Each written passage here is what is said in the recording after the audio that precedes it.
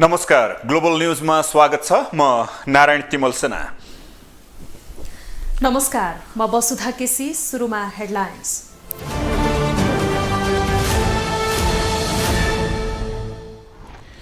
पन्ध्र दिनभित्र लिखित जवाफ दिन प्रधानमन्त्री तथा माओवादी अध्यक्ष दाहाललाई सर्वोच्चको आदेश। अन्तरिम आदेश दिन भने अस्वीकार।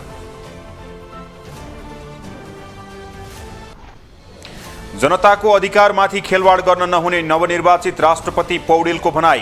निराशालाई आशामा परिणत गर्ने प्रतिबद्धता। राष्ट्रपतिभन्दा फरक लिङ्ग वा समुदायबाट उपराष्ट्रपतिको उम्मेद्वार बनाउन आयोगको निर्देशन। आयुक्त थपलिया अभिव्यक्तिप्रति कांग्रेस उपसभापति खड्काको आपत्ति। सी जिनपिङ तेस्रो पटक चीनको राष्ट्रपतिमा निर्वाचित। चिनिया सशस्त्र बलको कमान्डर इन चीफको रूपमा तेस्रो कार्यकाल समेत सुरु। र आईसीसी लिग 2 को अन्तिम त्रिदेशीय सिरिजमा पीएनजीसँग यूएई पराजित। यूएई को विश्वकप छनौट हुने सम्भावना समाप्त।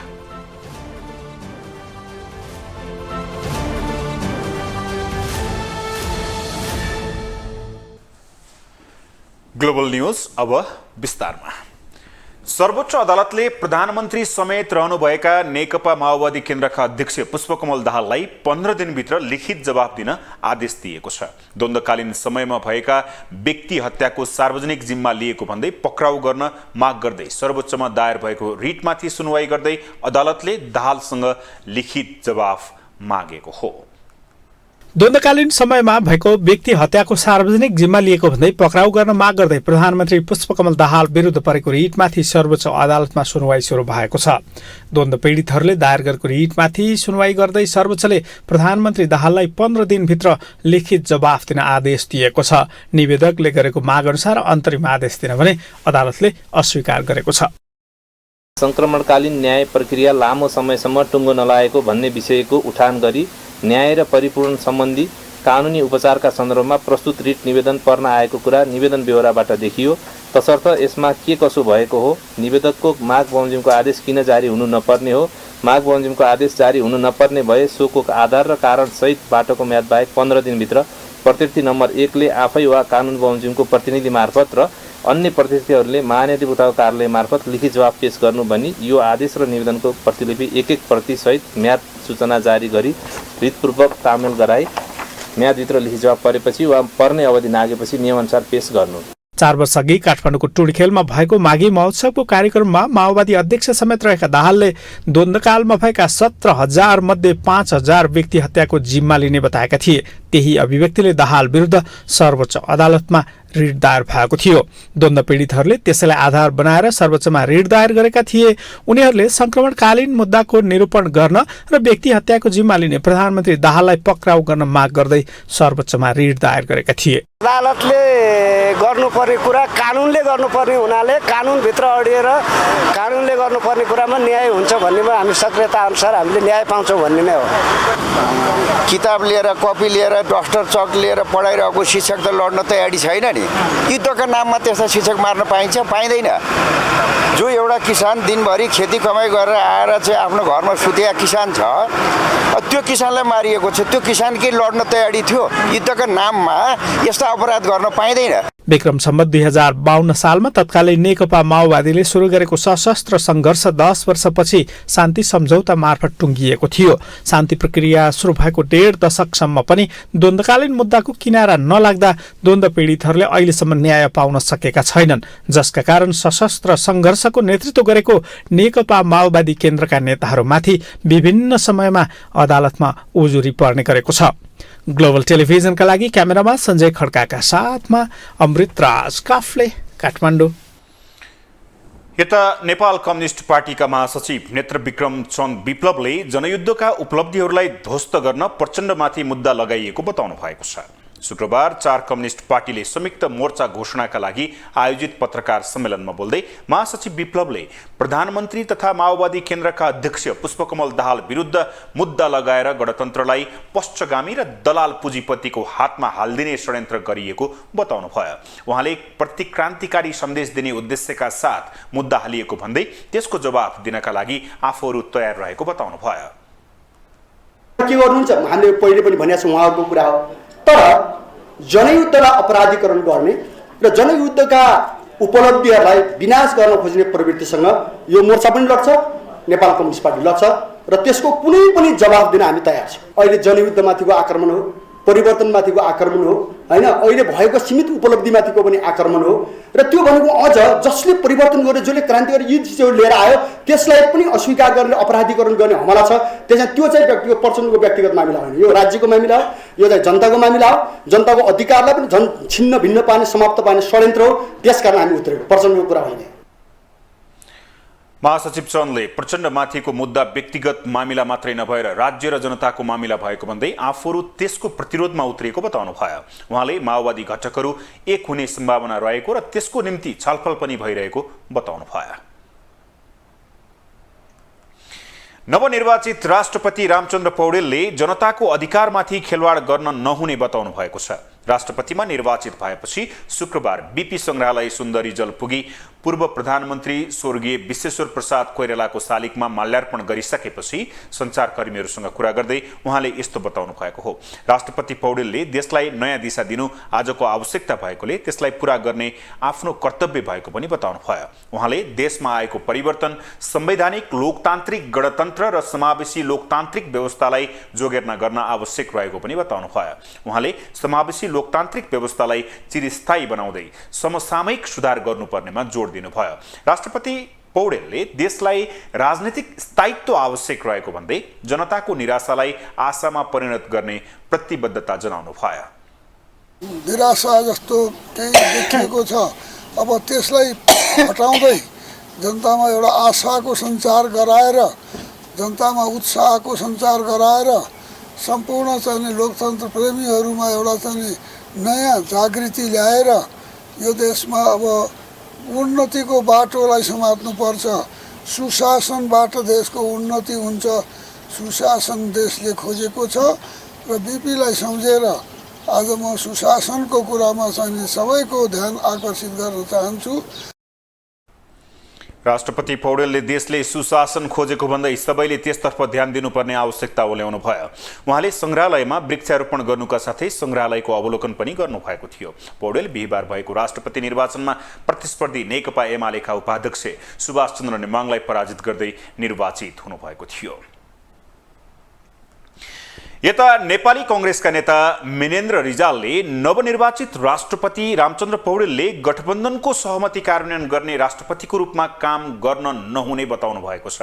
नेता रिजालले नवनिर्वाचित राष्ट्रपति पौडेलले संविधानभन्दा बाहिर गएर गठबन्धन राजनीतिको साक्षीको रूपमा काम नगर्ने स्पष्ट पार्नु भएको हो। उहाँले राष्ट्रपतिले गठबन्धनको सहमतिलाई कार्यान्वयन गर्ने राष्ट्रपतिको रूपमा काम नगर्ने पनि स्पष्ट पार्नु भयो। उहाँले गठबन्धनमा भएका शर्तहरूको जिम्मा राष्ट्रपतिले लिएर सोही अनुसार भूमिका गर्नुपर्छ भन्ने नसोच्न प्रधानमन्त्री पुष्पकमल दाहाललाई सुझाव दिनुभयो। गठबन्धनका बीचमा भएको शर्तहरू कार्यान्वयन गर्ने जिम्मेवारी राष्ट्रपतिको नभएको उहाँको भनाइ छ। गठबन्धनको सहमतिलाई कार्यान्वयन गर्ने राष्ट्रपतिको रूपमा काम गर्नुहुन्न। लामो राजनीतिक जीवन 60 वर्षभन्दा लामो राजनीति गरे व्यक्तिले यो संविधानभन्दा बाहिर गएर जीवनको यो समयमा गर्नुहुन्छ मलाई लाग्दैन। उहाँको आजसम्मको काम गर्ने शैलीबाट मैले सुरुमा पनि भने त्यसो उहाँले गर्नुहुने छैन। तर एउटा कुरा चाहिँ प्रधानमन्त्रीजीलाई मेरो सुझाव छ कि प्रधानमन्त्रीले उहाँलाई अब यो गठबन्धनका बीचमा भएका शर्तहरूको लागि जिम्मा लिएर राष्ट्रपति उहाँ भूमिका गर्नुपर्छ भन्ने सोच्नुभयो भने चाहिँ त्यो भूमिका उहाँले गर्ने, त्यो भूमिका पार्टीले गर्छ। नेता रिजालले प्रधानमन्त्री पुष्पकमल दाहालले माओवादी पृष्ठभूमिका नेताहरूलाई मिलाएर सोही अनुरूपको राजनीतिक धार बोकेमा कांग्रेसले साथ दिन नसक्ने चेतावनी दिनुभयो।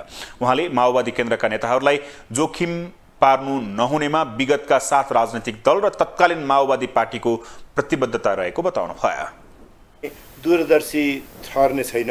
हो, म स्वीकार गर्दछु जोखिम छ पुरा माओवादीका नेतालाई, त्यो जोखिममा उहाँहरूलाई पार्नु हुँदैन। त्यो जोखिममा पार्नु हुँदैन भने साझा हाम्रो समझदारी हो, साझा समझदारी हो, शान्ति प्रक्रियाको समझदारी हो। त्यो समझदारी 7 दल हिजोका र माओवादी सबैको प्रतिबद्धता छ। तर माओवादी राजनीतिक पृष्ठभूमिका सबै मिलेर एउटा नयाँ राजनीति सुरु गर्नुपर्छ र त्यही राजनीतिलाई अहिलेको सरकारले बोक्नुपर्छ भन्नुभयो भने उहाँले बिस्तारै काङ्ग्रेसले नचाहँदा पनि काङ्ग्रेसले हिजोको संसदीय फाँटका राजनीतिक दलहरूसँग एकै ठाउँमा सबै सँगै उभिने बाध्यतामा पुर्याइदिनु होला।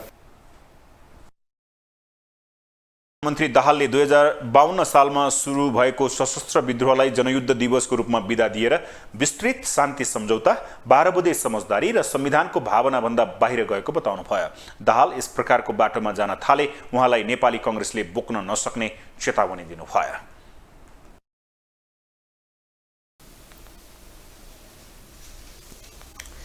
नेपाली कांग्रेसका वरिष्ठ नेता रामचन्द्र पौडेल राष्ट्रपतिमा निर्वाचित भएपछि मक्ख छन्। बिहिबार भएको चुनावमा 33,802 मतभार प्राप्त गर्दै राष्ट्रपतिमा निर्वाचित भएपछि पौडेलले साटेको खुसी रहर लाग्दो थियो। नेपाली कांग्रेसका वरिष्ठ नेता रामचन्द्र पौडेल राष्ट्रपतिमा निर्वाचित भएपछि मक्ख छन्। बिहिबार भएको चुनावमा 33,802 मतभार प्राप्त गर्दै राष्ट्रपतिमा निर्वाचित भएपछि पौडेलले साटेको खुसी रहर लाग्दो थियो। प्रधानमन्त्रीमा 17 पटक हारेको इतिहास उल्ट्याउँदै पहिलो पटकमै राष्ट्रपतिमा निर्वाचित भएपछि पौडेलले आफ्ना सहयात्री शेरबहादुर देउवालाई अङ्कमाल गरे। चुनाव जितेको खुसी पोख्दै देउवालाई अङ्कमाल गरेर हार्दिकता साटेपछि संघीय संसदको लोत्से हलमा ताली पड्कियो।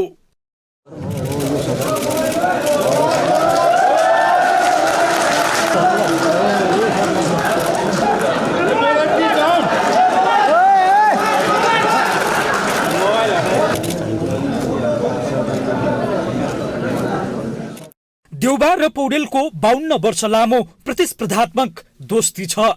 पौडेल र देउवाको दोस्तीमा कहिले मीठा क्षणहरू आएका छन् त कहिले तीता पलहरू गएका छन्। कांग्रेसका यी दुई शीर्ष नेता विद्यार्थी कालदेखिकै दौतरी हुन्। राजनीतिक यात्राको सुरुवातसँगै गरे पनि देउवा 5 पटक प्रधानमन्त्री बने, तर पौडेलले 17 पटकसम्म प्रधानमन्त्रीको चुनाव हारे। देउवाले अहिले दोस्रो पटक पार्टीको नेतृत्व गरिरहेका छन्, तर पौडेलले कार्यवाहक भएर जिम्मेवारी निर्वाह गर्नु बाहेक पार्टीको नेतृत्व गर्ने अवसर अहिलेसम्म पनि पाएका छैनन्। नेतृत्वमा पुगेर पार्टी हाक्ने हुटुटी हुँदा पनि चौथो महाधिवेशनमा पौडेलले सभापतिको उम्मेद्वार हुन पाएनन्। देउवालाई पराजित गरेर पार्टीको नेतृत्वमा पुग्ने सपना पूरा नभएपछि त्यति बेला पौडेलको आँखाबाट आँसु झरेको थियो। महाधिवेशनमा आफ्नै समूहमा सभापतिको सर्वसम्मत उम्मेद्वार हुन नसकेपछि प्रतिस्पर्धाबाट बाहिरिएका पौडेल त्यसपछि भने निरन्तर देउवा पक्षमा थिए। चौथो महाधिवेशनमा सभापति र गत पुसमा कांग्रेस संसदीय दलको नेताको चुनावमा लगाएको गुण तिर्न देउवाले अहिले पौडेललाई राष्ट्रपति बनाएको कांग्रेस वृत्तमा चर्चा छ। विश्लेषक अरुण सुवेदी देउवाले पौडेललाई राष्ट्रपति बनाएर न्याय गरेको बताउँछन्। रामचन्द्र दाई अहिलेका सक्रिय राजनीतिक नेताहरूमध्ये चाहिँ लगभग मोहन विक्रम सिंह र केबी गुरुङ पछाडि उहाँ नै सबैभन्दा चाहिँ मतलब सिनियर नेता नै हो उहाँ। र जसरी नेपालको प्रजातान्त्रिक आन्दोलनमा अनवरत रूपमा उहाँको क्रियाशीलता रह्यो, नेपाली कांग्रेसका सभापति लगायत वर्तमान प्रधानमन्त्रीजी सबैले राजनीतिक न्यायको पक्षमा उभिनुभयो भन्ने चाहिँ एउटा आम सन्देश गएको छ। देउवा र पौडेलको सम्बन्ध रोचक छ। सार्वजनिक मञ्चबाटै एकअर्का विरुद्ध आक्रोश पोख्ने पौडेल र देउवाको सम्बन्ध अहिले अङ्कमालसम्म आइपुगेको छ। देउवाको जोडबोलमा राष्ट्रपति भएपछि पौडेलले अब जनताको हित हुने गरी राष्ट्रपतिको भूमिका निर्वाह गर्ने बताएका छन्। देशलाई अब जनतामा जुन एउटा निराशा जस्तो केही देखिएको छ, अब त्यसलाई हटाउँदै जनतामा एउटा आशाको सञ्चार गराएर, जनतामा उत्साहको सञ्चार गराएर सम्पूर्ण चाहिँ लोकतन्त्र प्रेमीहरूमा एउटा चाहिँ नयाँ जागृति ल्याएर यो देशमा अब उन्नतिको बाटोलाई समात्नुपर्छ। सुशासनबाट देशको उन्नति हुन्छ। पौडेल राष्ट्रपति बनेपछि अहिले नेपाली कांग्रेसभित्र पनि खुसियाली छ। पौडेलले राजनीतिमा पुर्याएको योगदानको कदर भएको नेताहरू बताउँछन्। रामचन्द्रजी जतिको व्यक्ति जो धेरै सिनियर खारिएको र प्रत्येक आन्दोलनमा उहाँको भूमिका अत्यन्तै महत्त्वपूर्ण र त्यसमा पनि तपाईको यो अहिले जुन लोकतान्त्रिक गणतन्त्रात्मक संविधान छ त्यसलाई रक्षा गर्ने उपयुक्त पात्रको रूपमा हामीहरूले लिएका छौँ। पौडेल राष्ट्रपति बनेपछि देउबा पनि खुसी छन्। राष्ट्रपति निर्वाचित भएकै दिन देउबाले सामाजिक सञ्जालबाट पौडेललाई जितको बधाई दिएका थिए। ग्लोबल टेलिभिजनका लागि क्यामेरामा नरेश मोक्तानका साथमा कैलाश कठायत, काठमाडौँ। मङ्सिरमा भएको संघीय निर्वाचनमा नयाँ दलहरूले राम्रै जनमत पाए। ठूला राजनैतिक दलले जनअपेक्षा अनुसार काम गर्न नसकेको र सत्ता स्वार्थमा लागेको भन्दै आक्रोशित जनमतलाई आकर्षित गर्न सफल भएका नयाँ राजनैतिक दलहरू पनि संसद प्रवेशपछि भने सत्ता राजनीतिमै लिप्त भएका छन्। रवि लामिछाने सभापति रहेको राष्ट्रिय स्वतन्त्र पार्टीले सरकारमा जान देखाएको हतारोले समेत उक्त कुरा पुष्टि गर्छ। अन्य नयाँ दलको पनि अवस्था उस्तै छ। संसदको चौथो ठूलो दल राष्ट्रिय स्वतन्त्र पार्टीका सभापति रवि लामिछाने सत्ता मोहमा चुर्लुम्म डुबेका छन्।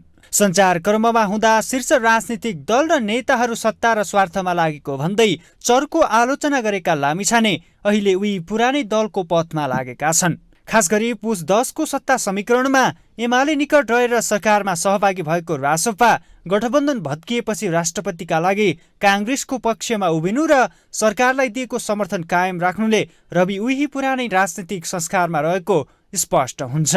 कतिले यसलाई रासपाको निर्णय क्षमतामाथि प्रश्न उठाए भने कसैले अपरिपक्वताको संज्ञा दिएका छन्। तर खास गरी यो रवि लामिछानेको चतुर्याइका रूपमा कतिपयले बुझेका छन्। आम निर्वाचनमा चौथो शक्तिका रूपमा उदाएदेखि नै एमाले निकट देखिएको रासपालाई एमाले अध्यक्ष ओलीले पनि राम्रै साथ दिएका थिए।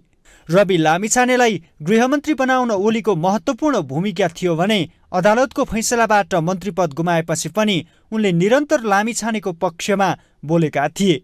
नयाँ नागरिकता लिएपछि लामिछानेलाई फेरि गृहमा फर्काउन पनि ओलीले प्रयास गरेको चर्चा थियो, तर ओली सफल भएनन्। ओलीको यही गुण तिर्नका लागि भए पनि राष्ट्रपतिमा एमालेबाट उम्मेद्वार बनेका सुभाष नेमाङलाई समर्थन गर्नुपर्ने नैतिक दबावमा थिए लामिछाने।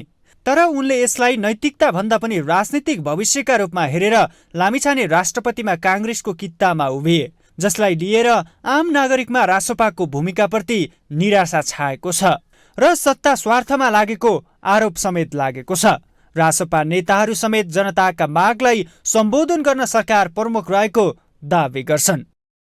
सत्ता केन्द्रबिन्दु होइन, सत्ता केन्द्रबिन्दु होइन, मुद्दाका कुराहरू हो। यसमा जाँदाखेरि अब साझा न्यूनतम कार्यक्रमको कुराहरू के हुन्छ, अब के हुन्छ भन्ने कुरा पनि मैले राखेको छु। सत्तामा जाने रणनीति भन्दा पनि अहिलेको जुन एउटा समाजमा निराश फैलिएको छ, निराशा फैलिएको छ, यो आर्थिक सङ्कटका कुराहरू अगाडि आइरहेछ, त्यो कुरा चाहिँ मुख्य हुनुपर्छ भनेर राखेको छु। यता राजनीतिक विश्लेषक केशल दाहाल भने रविको पार्टीबाट राजनीतिक संस्कारको आश गर्नु नै गलत भएको बताउँछन्। रविजीले र रविजीको पार्टीले आफूलाई बदल्नुपर्छ, अन्यथा म त्यति आशावादी छैन। यो पार्टीको तपाईको आन्तरिक लोकतन्त्र के हो, यो पार्टीभित्र सामूहिकता के हो, यो पार्टीको समावेशिता के हो, यो पार्टीको चरित्र के हो, कुरा गरेर मात्रै काम हुन्छ। राजनीति भनेको सत्यको पक्षमा निरन्तर उभिने साधना हो। हल्ला गर्ने, ताली पिट्ने, साई सुई बजाउने, आयो आयो अब भनेर कराएर हिँड्ने चिज होइन। त्यो गम्भीरता उहाँले छोड्नुभयो भने यो फगत एउटा भेल हो। यसअघि लामिछाने गृहमन्त्री गुमाएसँगै रासपा सरकारबाट बाहिरिएको थियो, तर पार्टीले सरकारलाई दिएको समर्थन फिर्ता लिएको भने छैन र चितवन 2 को उपनिर्वाचनको मिति कुरेर बसेको छ रासपा। चितवनमा वैशाख 10 गते हुने उपचुनावमा रविले फेरि उम्मेदवारी दिँदैछन्। उनी अत्याधिक मतले विजयी भएर फेरि सांसद बन्ने निश्चित जस्तै मानिएको छ। आफू सांसद बनेपछि फेरि सरकारमा जाने लामिछानेको दाउ देखिएको छ। ग्लोबल टेलिभिजन एचडीका लागि क्यामेरामा गणेश पूर्व छाने मगरका साथमा विनोद विक्रम भण्डारी, काठमाडौँ। राष्ट्रपति चुनाव सकिएसँगै संसदका दुई ठूला दल नेपाली कांग्रेस र नेकपा एमाले बीच सत्ता सहकार्यको चर्चा सुरु भएको छ। एमाले अध्यक्ष केपी शर्मा ओलीले सत्ता सहकार्यको प्रस्ताव नै गरेपछि कांग्रेस एमालेको नयाँ गठबन्धन हुने विषय सतहमा आएको छ। तर कांग्रेसले भने माओवादीलाई अलग राखेर एमालेसँग सत्ता सहकार्य नहुने स्पष्ट पारेको छ। राजनीतिका चतुर खेलाडी नेकपा एमालेका अध्यक्ष केपी शर्मा ओलीले अब के गर्लान् भन्ने आम चासो छ। राष्ट्रपति चुनावमा प्रधानमन्त्री पुष्पकमल दाहालले दिएको धोका चुपचाप सहन्छन् या कांग्रेससँग नयाँ गठबन्धन गरेर माओवादीको पत्ता साफ गर्छन्? ठीक यही गर्छन् भन्न सक्ने अवस्था छैन। तर उनले नेपाली कांग्रेससँग सहकार्य गरेर प्रधानमन्त्री दाहालसँग बदला लिने संकेत भने गरिसकेका छन्। त्यसका लागि उनले एमालेसँग नयाँ गठबन्धन बनाउन कांग्रेसलाई सार्वजनिक रूपमै आह्वान गरेका छन्। कुनै बेला कांग्रेससँग मिल्नै नहुने भन्दै चर्को भाषण गर्ने ओली अहिले भने कांग्रेसलाई सत्ता सहकार्यको निम्तो दिइरहेका हुन्। बिहिबार राष्ट्रपतिको चुनावमा भोट हाल्न संघीय संसद भवन बानेश्वर पुगेका ओलीले राजनीतिमा जे पनि हुन सक्ने तर्क गर्दै कांग्रेस एमाले सहकार्यको च्याप्टर खुल्लै रहेको बताएका थिए। राजनीतिमा जे पनि सम्भव छ, केही पनि सम्भव छैन भन्छन् नि, त्यो अहिले भनिहाल्न सकिँदैन। केही एक ठाउँ आउन सक्नुहुन्छ, त्यो सम्भावना छ? होइन, कसम खाएको छैन नआउने भनेर। माओवादी, जनता समाजवादी, जनमत, नागरिक उन्मुक्ति हुँदै रासोपाले समेत साथ छोडेका बेला ओलीको यो अभिव्यक्तिलाई अर्थपूर्ण रूपमा हेरिएको छ। कांग्रेस नेताहरूले ओलीको यो अभिव्यक्तिमाथि टिप्पणी गर्न थालेका छन्। उपसभापति पूर्णबहादुर खड्काले ओलीलाई जवाब फर्काउँदै माओवादीलाई बाहिर राखेर एमालेसँग सहकार्य गर्न नसकिने बताएका छन्। अहिलेको गठबन्धन अब एजेन्डामा टसमस नभई 5 वर्ष नै टिक्ने उनको दाबी छ। एजेन्डामा सहमत भएका दलहरू नेपाली कांग्रेस, माओवादी, नेकपा माओवादी केन्द्र सहितका हामी दलहरू यी एजेन्डामा टसमस नभएर हामी 5 वर्ष अगाडि बढ्छौँ कम्तीमा। त्यसैले के छ भन्दा कांग्रेस र माओवादीलाई दुईतिर राखेर एमालेसँग कांग्रेसले सहमति गर्ला, सहमति होला भन्ने कुरा चाहिँ कसैले, म कसैको बारेमा भन्न चाहन्न, कसैले सोच्नु भएको छ भने त्यो सपनामा मात्रै सम्भव छ, विवनामा सम्भव छैन। त्यसो त कांग्रेस महामन्त्री गगन कुमार थापाले समेत 5 वर्षसम्म यही गठबन्धन टिक्ने बताइसकेका छन्। अन्य नेताहरू सहित सभापति शेरबहादुर देउबा समेत तत्कालै एमालेसँग सहकार्य गर्ने पक्षमा छैनन्। तर 7 पटकसम्म प्रधानमन्त्री बन्छु भनेर बसेका देउबालाई एमाले अध्यक्ष ओली सत्ताको ललिपप देखाइरहेका छन्। ग्लोबल टेलिभिजनका लागि क्यामेरामा सञ्जय खड्काका साथमा कैलाश कठायत, काठमाडौँ। निर्वाचन आयोगले उपराष्ट्रपति पदको निर्वाचनका लागि राष्ट्रपतिको भन्दा फरक लिङ्ग वा समुदायको उम्मेद्वारको मनोनयन पत्र दर्ता गर्न निर्देशन दिएको छ। आगामी चैत्र 3 मा हुने उपराष्ट्रपतिको निर्वाचनका लागि यही फागुन 27 गते उम्मेद्वारको मनोनयन पत्र दर्ता हुँदैछ। आयोगका प्रवक्ता शालिग्राम शर्मा पौडेलले जारी गरेको विज्ञप्तिमा निर्वाचन अधिकृतलाई दिएको निर्देशनमा राष्ट्रपति पदमा खस आर्य समावेशी समूहका पुरुष रामचन्द्र पौडेल निर्वाचित भएको उल्लेख गर्दै उपराष्ट्रपतिमा फरक लिङ्ग वा समुदायभन्दा फरक व्यक्ति हुनुपर्ने उल्लेख छ। राष्ट्रपति तथा उपराष्ट्रपति निर्वाचन सम्बन्धी ऐन 2074 का अनुसार अब उपराष्ट्रपतिमा फरक लिङ्ग महिला वा अन्य वा फरक समुदाय दलित, आदिवासी, जनजाति, मधेसी, थारू वा मुस्लिमबाट मात्र उम्मेद्वार हुनुपर्नेछ। नेपाली कांग्रेसका उपसभापति पूर्णबहादुर खड्काले निर्वाचन आयोगका प्रमुख निर्वाचन आयुक्त दिनेश कुमार थपलियाको भनाइप्रति असन्तोष व्यक्त गर्नुभएको छ। शुक्रबार 10 दलीय गठबन्धन कार्यदलको बैठकपछि सिंहदरबारमा सञ्चारकर्मीहरूसँग कुरा गर्दै उहाँले प्रमुख निर्वाचन आयुक्त थपलियाले संविधानको व्यवस्था विपरीत अभिव्यक्ति दिनुभएको भन्दै आपत्ति जनाउनु भएको हो। उहाँले नेपालको संविधानले फरक लिङ्ग वा फरक समुदाय हुनुपर्छ भनेको उल्लेख गर्दै एउटै समुदायको पुरुष राष्ट्रपति हुन सक्दैन भन्ने र मात्रै संविधानले व्यवस्था गरेको बताउनु भयो। उहाँले संविधानको व्यवस्था विपरीत आयोगले निर्णय गरेको भन्दै प्रमुख निर्वाचन आयुक्त थपलियाले बोलेको कुरा मुलुकको वर्तमान संविधानले गरेको व्यवस्था अनुकूल नरहेको स्पष्ट पार्नु भयो। उहाँले आयोगले निकालेको विज्ञप्ति र प्रमुख आयुक्तले बोल्नुभएको कुरा नमिल्ने भन्दै संविधानले स्पष्ट व्यवस्था गरे अनुसार नै उपराष्ट्रपतिको उम्मेद्वार छनौट हुने बताउनु भयो। उहाँले प्रमुख आयुक्तसँग छलफल गरेर आयोगको सोचाइका बारेमा बुझेर मात्रै आफूहरू अघि बढ्ने पनि बताउनु भयो। हामीले पहिला त संवाद गर्नु पर्यो, के हो कुरा उहाँले भन्न के खोज्नुभयो, आएको सोचाइ के हो, भनाइ के हो, संविधानभन्दा पृथक कुराहरू उहाँबाट आयो भनेर प्रमुख आयुक्तले संविधानमा भएको व्यवस्थाभन्दा पृथक कुरा हुनुपर्छ भनेर सञ्चार माध्यममा बोल्नुभयो भन्ने कुरा त मैले कसरी पत्याउनु। सबै कुरा बुझेको जानेको मान्छे आए प्रमुख आयुक्त हुनुभएको छ, निर्वाचन चलाइरहनु भएको छ, उहाँले संविधानभन्दा विपरीत व्यवस्था हुनुपर्छ भनेर सर्कुलर जारी गर्नुभयो अथवा बोल्नुभयो भनेर मैले विश्वास गर्दिनँ, बताउनु पनि भएन। पहिला त्यो कुरा कन्फर्म गरौँ, कसरी निर्वाचन आयोगले किन यसरी आएको हो होइन आएको, त्यसरी उहाँहरूसँग कुरा गरिसकेपछि त्यसपछि हामी दलहरू बसेर त्यो बारेमा निर्णय। उपसभापति खड्काले आज उपसभापति खड्काले राष्ट्रपति निर्वाचन भइसकेपछिको समीक्षाका रूपमा बैठक बसेको बताउनु भयो। उहाँले राष्ट्रपति निर्वाचनमा आफ्नो उम्मेद्वार जिताउन सहयोग गर्ने दल, कर्मचारी, निर्वाचन आयोग र सञ्चारकर्मीहरूलाई धन्यवाद ज्ञापन गर्ने निर्णय पनि आजको बैठकले गरेको बताउनु भयो। उहाँले 10 दलीय गठबन्धनमा उपराष्ट्रपतिको बारेमा कुनै छलफल नभएको भन्दै दलहरूको प्रमुख नेताहरूको बैठकपछि मात्रै उम्मेद्वारको टुङ्गो लाग्ने स्पष्ट पार्नु भयो। अब इकोनोमी न्यूज।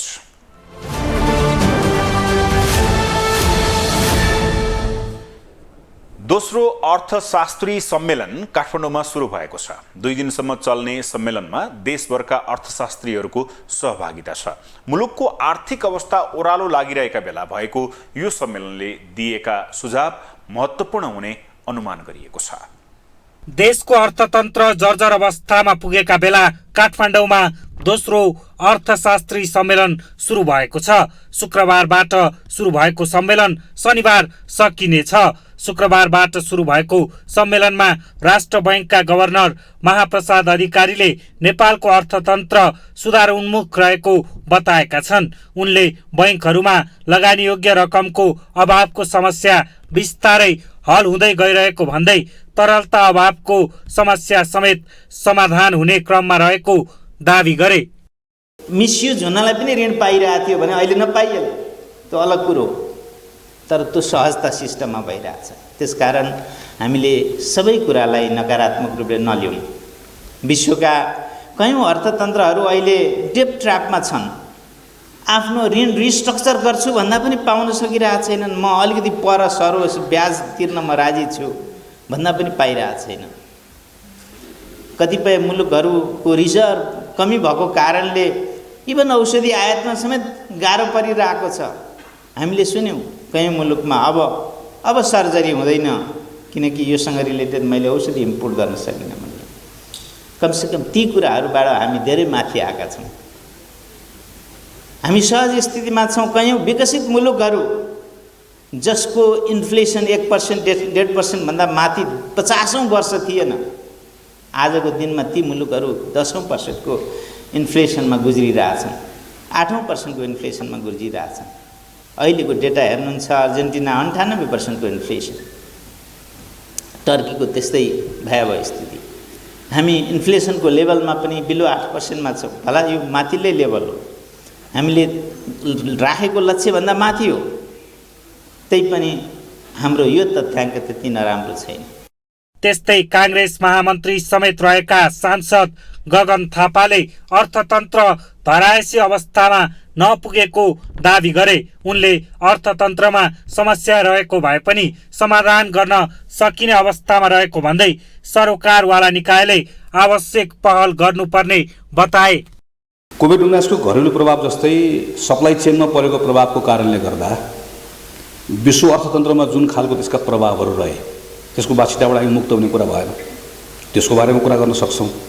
रुस युक्रेनको वारले पार्दै गरेको प्रभावको बारेमा कुराकानी गर्न सक्छौँ। वा कतिपय सन्दर्भमा मेरो पालोमा त ठिकै भएको थियो, मेरोभन्दा अघिल्लो सरकारले नराम्रो गरेको भनेर पनि भन्न सक्छौँ। मैले त ठिकै गरेको हुँ, अघिल्लोले नराम्रो गरेकोले गर्दा भन्ने भन्न सक्छ जुन हामी सुनिरहेका हुन्छौँ। मलाई के लाग्छ यो सन्दर्भमा पनि सबै कुरा फेरि यो सबै कुरा तथ्य हो। सत्य के हो भने सत्य यो सबैले एग्राभेट गरेको हो।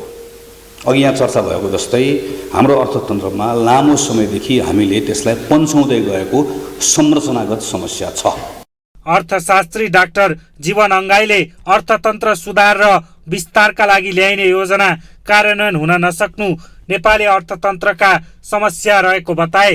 उनले सरकारले सार्वजनिक गर्ने बजेट समेत कार्यान्वयन हुन नसकेको भन्दै सरकारको ध्यान त्यसतर्फ जानुपर्ने बताए।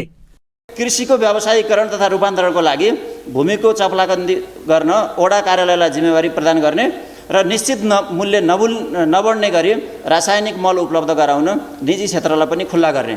अहिले रासायनिक मल पाएन भनेर किसानहरू चाहिँ पीडित भइरहेको अवस्था छ। सरकारले पनि व्यवस्था गर्न सकिएको छैन। प्राइभेट सेक्टरलाई छोडिदिने हो भने उनीहरूले व्यवस्था गर्न सक्छन्, तर मूल्य चाहिँ निश्चित हुने गरी हामीले खुल्ला गर्नु पर्यो। अनि अर्को कुरा, हामीले चाहिँ हाम्रो यो जोग्राफी अनुसार चाहिँ हिमाली भेगमा फलफुल जडीबुटी तथा पशुपालन, पहाडी भेगमा चाहिँ फलफुल तरकारी तथा पशुपालन र तराई भेगमा प्रमुख खाद्यान्न बाली तथा उच्च मूल्यका फलफुल उत्पादनको लागि चाहिँ हामीले प्रोत्साहन प्याकेज ल्याउनुपर्ने स्थिति देखिन्छ। पूर्व गभर्नर दिपेन्द्र बहादुर छेत्रीले बिग्रदो अर्थतन्त्र सुधार गर्न सरकारी नीति नियममा परिवर्तन ल्याउनु पर्ने बताए। उनले नेपाली अर्थतन्त्र बिग्रदो अवस्थामा रहेको भए पनि डरलाग्दो अवस्था भने पुगी नसकेको बताए। स्वदेशी उत्पादनहरूलाई जस्तो सरकार के भन्छ भने 20% महँगो भयो भने नेपाली वस्तु प्रयोग गर भन्छ, तर कहिल्यै पनि त्यो प्रयोग गरेर ल्याउने कुरा ल्याउँदैन कि गर्दैन है। त्यसो भएको हुनाले सुरुवात त गर्नु पर्यो नि। त्यसो भइदियो भने बिस्तारै उत्पादन भएको कुराहरू र अनि थप उत्पादन गर्नको निम्ति प्रोत्साहन हुन्छ हैन। त्यसो भएपछि त्यो रकम चाहिँ हाम्रै अर्थतन्त्रभित्र चलखेल गर्छ, यताउता गर्छ र त्यसले थप सुदृढ बनाउनको निम्ति मद्दत दिन्छ भन्ने हो। केही महिनासम्म अर्थतन्त्रका अधिकांश सूचकहरू नकारात्मक रहेको भए पनि विलासी वस्तु आयातमा लगाइएको प्रतिबन्धले नेपालमा वैदेशिक मुद्रा सञ्चिति बढ्ने क्रममा रहेको छ।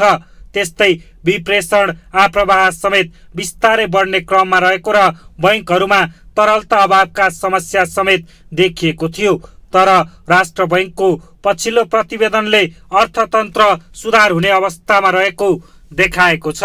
ग्लोबल टेलिभिजनका लागि क्यामेरामा निर्मल तिमल सिन्हाका साथमा अभिषेक सापकोटा, काठमाडौँ। अब ग्लोबल भोइस। पछिल्लो समय मुलुकको आर्थिक अवस्था दिनहुँ सङ्कटपूर्ण बनिरहेको छ। सरकारले लक्षित राजस्व सङ्कलन गर्न सकेको छैन भने व्यापार घाटा लगातार ओह्रालो लागिरहेको छ। अर्थ मन्त्रालय तथा राष्ट्र बैंकले सार्वजनिक गर्ने तथ्याङ्क समेत सन्तोषजनक देखिँदैनन्। यसै सन्दर्भमा हामीले आजको ग्लोबल भोइसमा जानकारहरूलाई सोधेका छौँ, मुलुकको आर्थिक अवस्था सुधार गर्न के गर्नुपर्छ?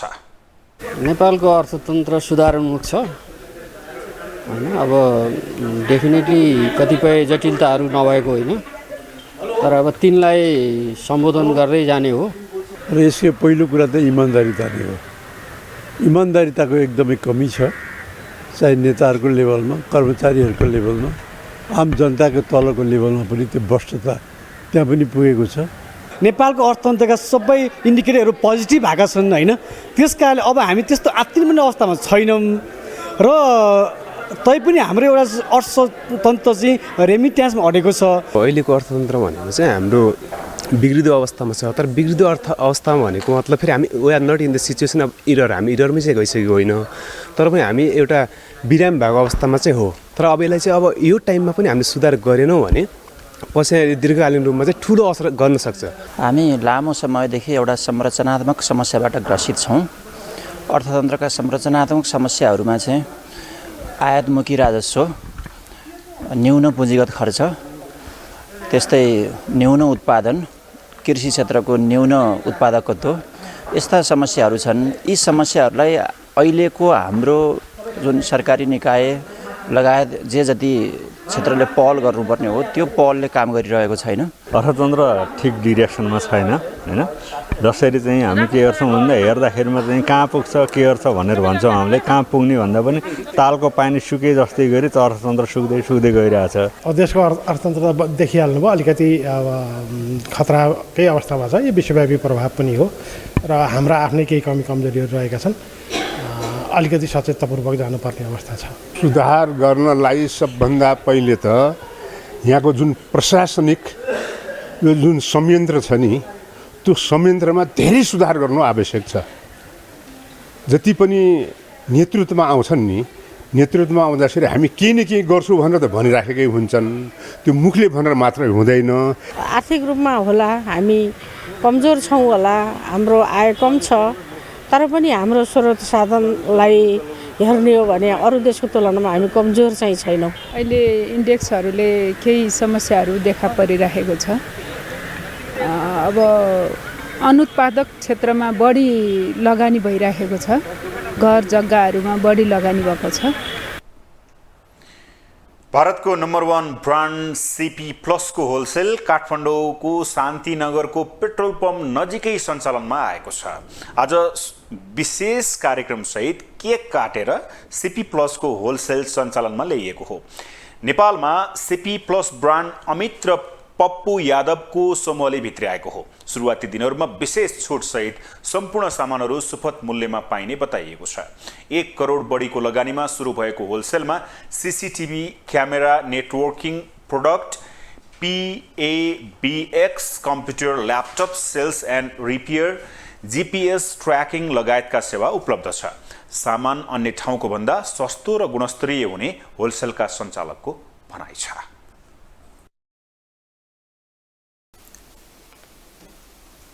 अब इन्टरनेसनल न्युज।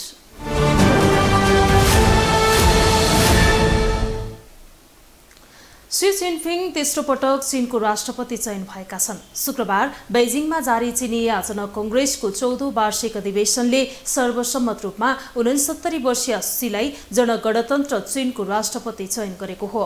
राष्ट्रपति चयन भएसँगै उनी केन्द्रीय सैनिक आयोग CMC को अध्यक्ष समेत बनेका छन्। सी जिनपिङ चीनको राष्ट्रपतिमा तेस्रो पटक निर्वाचित भएका छन्। चीनमा तेस्रो पटक सी जिनपिङ आफै चीनको राष्ट्रपति चयन भएका हुन्। शुक्रबार बेजिङमा जारी चिनिया जनकंग्रेसको 14औं वार्षिक अधिवेशनले सर्वसम्मत रूपमा 69 वर्षीय सीलाई जनगणतन्त्र चीनको राष्ट्रिय तथा केन्द्रीय सैनिक आयोग CMC को अध्यक्षमा चयन गरेको हो। चिनिया संसदका रूपमा रहेको जनकंग्रेसका करिब 3000 सदस्यले सीलाई सर्वसम्मत रूपमा राष्ट्रपति चयन गरेका हुन्। तेस्रो पटक राष्ट्रपति चयन भएसँगै सीलाई माओ त्से-तुङ पछि चीनको सबैभन्दा शक्तिशाली नेताका रूपमा हेरिएको छ। अहिले चुनावी प्रक्रिया बनाए पनि सी राष्ट्रपतिमा निर्वाचित हुने भने पहिले नै तय भइसकेको थियो। सन् 2018मा संविधानमा 2 कार्यकालभन्दा बढी राष्ट्रपति बन्न नपाइने प्रावधान संशोधन गरिएपछि सीलाई तेस्रो पटक राष्ट्रपति बन्ने ढोका खुलेको हो। सी पहिलो पल्ट मार्च 2013मा चीनको राष्ट्रपति बनेका थिए। त्यसपछि सन् 2018मा उनी दोस्रो कार्यकालका लागि राष्ट्रपति बनेका हुन्। राष्ट्रपति बन्नका लागि कार्यालयको कुनै सीमा नराखिएकाले सी कहिलेसम्म चीनको राष्ट्रपति बन्छन् भन्ने विषय उनीमा नै निर्भर रहने भएको छ। सोमबार सीले संसदमा सम्बोधन गर्ने कार्यक्रम रहेको छ। कोरोना महामारीपछि आर्थिक सङ्कट झेलिरहेका बेला राष्ट्रपति सीको सम्बोधनलाई अर्थपूर्ण रूपमा हेरिएको छ। सी जिनपिङ जनवादी गणतन्त्र चीनको एक राजनीतिज्ञ हुन् जो 2012देखि चिनिया कम्युनिस्ट पार्टीको महासचिव, केन्द्रीय सैन्य आयोगको अध्यक्ष तथा जनवादी गणतन्त्र चीनको राष्ट्रपति हुन्। सन् 2013देखि सी चीनको सर्वोच्च राजनीतिज्ञ हुन्। सी जिनपिङ चिनिया कम्युनिस्ट पार्टीको क्रान्तिकारी सी जोङसुनको पुत्र हुन्। त्यसैले सीको बाल्यकाल बेजिङमा बितेको थियो। चीनमा सांस्कृतिक क्रान्ति सुरु भएपछि उनका बुबा सी जोङसुनको पार्टीभित्रको स्थान तल खस्यो। चिनिया सरकारले सी जिनपिङलाई शान्ति प्रान्तको एनान सहरको ल्याङ्जहा गाउँमा कर्मचारी बन्न पठायो। ल्याङ्जहामा सी चिनिया कम्युनिस्ट पार्टीको सदस्य बने। चीनको सांस्कृतिक क्रान्तिको अन्तकालमा सन् 1970 देखि 1976 सम्म सीले बेजिङको चिङहुआ विश्वविद्यालयमा रासायनिक इन्जिनियरिङ पढे। त्यसबेला बेजिङका विश्वविद्यालयका विद्यार्थीहरू राजनीतितिर जाने इच्छा राख्थे। चिङहुआमा पढेपछि सन् 1992 देखि 2002 सम्म सी फ्युजन प्रान्तको पार्टी सचिव बने, जुन उनको पहिलो राष्ट्रिय स्तर थियो। सन् 2002 देखि 2007 सम्म सी जज्याङ प्रान्तको पार्टी सचिव थिए। सन् 2007 मा 6 महिनालाई साङ्घाको पार्टी सचिव थिए। सन् 2007 को अक्टोबरमा सी चिनिया कम्युनिस्ट पार्टीको पोलिट ब्युरो स्ट्यान्डिङ समितिको सदस्य बनेका थिए। त्यसपछि उनको औपचारिक राजनीतिले गति लिएको थियो। ग्लोबल टेलिभिजनको लागि एजेन्सीको सहयोगमा विशाल पुरीको रिपोर्ट। अब स्पोर्ट्स न्यूज।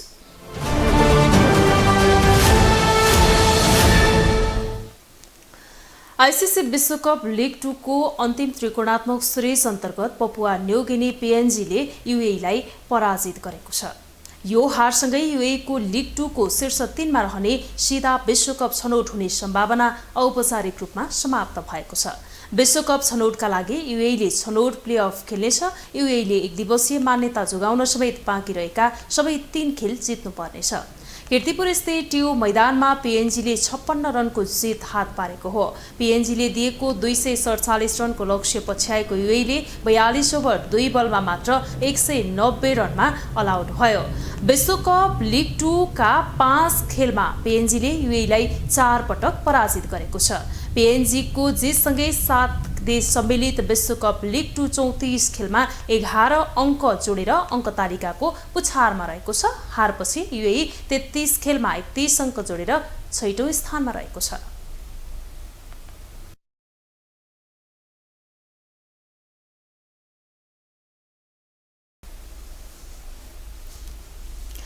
नेपाली राष्ट्रिय क्रिकेट टिमका स्टार बलर सन्दीप लामिछाने पछिल्लो समय निकै चर्चामा छन्।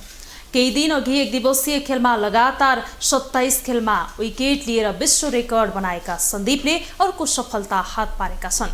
सन्दीप सन् 2023 मा एक दिवसीय खेलमा सर्वाधिक विकेट लिएर पहिलो स्थानमा उक्लिएका हुन्। उनले 6 खेल मात्रै खेलेर 17 विकेट हात पारेका हुन्। सन्दीपले भारत, इङ्ल्यान्ड तथा अस्ट्रेलियाका खेलाडीलाई समेत पछि पारेका छन्। नेपाली राष्ट्रिय क्रिकेट टिमका बलिङ किङ मानिने स्टार बलर सन्दीप लामिछानेले विश्व क्रिकेट इतिहासमा निरन्तर आफ्नो नाममा रेकर्ड कायम गरिरहेका छन्। केही दिन अघि एक दिवसीय क्रिकेटमा लगातार 27 खेलमा विकेट लिएर 26 खेलमा विकेट लिएर विश्व रेकर्ड राखेका अस्ट्रेलियाका लेजेन्ड बलर ब्रेट लीको रेकर्ड तोडेका सन्दीपले पुनः अर्को रेकर्ड कायम गरेका छन्। सन्दीपले एक दिवसीय क्रिकेटमा सन् 2023 मा अहिलेसम्म सर्वाधिक विकेट लिएर शीर्ष स्थान कायम गरेका हुन्। उनले 8 खेलमा 22 विकेट हात पार्दै पहिलो स्थान बनाएका छन्। सन्दीपले 79.2 ओभर बलिङ गरेर 2 ओभर मेडन सहित 332 रन खर्चेर सर्वाधिक 22 विकेट हात पारेर आफ्नो नाममा रेकर्ड कायम गरिरहेका छन्। सन्दीपले यसअघि आईसीसी लिग 2 अन्तर्गतको एक दिवसीय सिरिजमा कीर्तिपुर स्थित त्रिवी क्रिकेट मैदानमा भएको नेपाल, स्कटल्यान्ड र नामिबिया बीचको त्रिदेशीय श्रृङ्खलाबाट राष्ट्रिय टिममा पुनरागमन गर्दै 13 विकेट लिएका थिए। त्यसपछि दुवै सिरिजमा 1 खेल गुमाएर 3 खेल खेलेका सन्दीपले 5 विकेट लिएका थिए। बिहिबार ट्यू मैदानमा सुरु भएको नेपाल, पपुवा न्युगिनी र यूएई बीचको एक दिवसीय श्रृङ्खलाको पहिलो खेलमा पपुवा न्युगिनी विरुद्ध 4 विकेट लिएका सन्दीपले 8 खेलमा 22 विकेट पुर्याएका हुन्, जुन सन् 2023 को एक दिवसीय खेलमा सर्वाधिक धेरै विकेट लिने विश्वकै पहिलो खेलाडी बनेका हुन्। सन् 2023 को एक दिवसीय क्रिकेटमा धेरै विकेट लिने लिस्टको दोस्रो नम्बरमा नामिबियाका रुबेल ट्रम्पलम्यान रहेका छन्। उनले 6 खेलमा 53.4 ओभर बलिङ गरेर 229 रन दिएका छन्, जसमा उनले 15 विकेट लिएका छन्। त्यस्तै तेस्रो नम्बरमा भारतका मोहम्मद सिरिराज रहेका छन्। उनले 5 खेलमा 38.4 ओभर बलिङ गरेर 138 रन खर्चिएर 14 विकेट हात पारेका छन्। त्यस्तै चौथो नम्बरमा इङ्ल्यान्डका आदिल रसिदले 6 खेलमा 54 ओभर बलिङ गरेर 308 रन खर्चिएर 14 विकेट हात पारेका छन्। क्रिकेटमा पुनरागमन गरेका सन्दीपले आफ्नो नाममा दर्जनौं रेकर्ड कायम गरेका छन्। ग्लोबल टेलिभिजन एचडीका लागि क्यामेरामा नरेश मोक्तानका साथमा विनोद विक्रम भण्डारी, काठमाडौँ। ग्लोबल न्यूजको अन्त्यमा अहिलेसम्मका हेडलाइन्स पुनः एकपटक।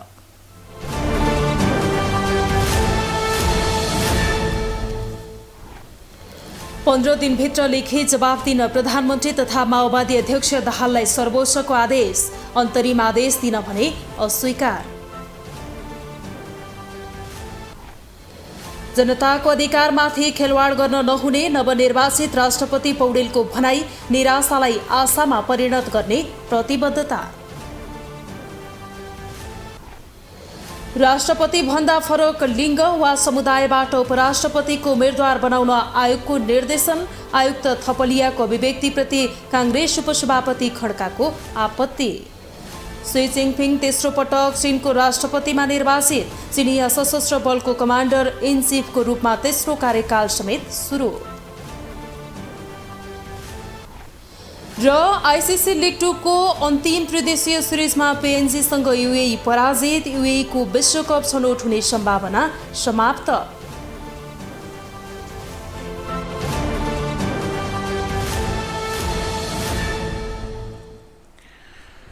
हवस् त अहिलेलाई ग्लोबल न्यूज यति नै। ग्लोबल टेलिभिजन तपाईँ फेसबुक तथा युट्युबमा पनि प्रत्यक्ष हेर्न सक्नुहुनेछ।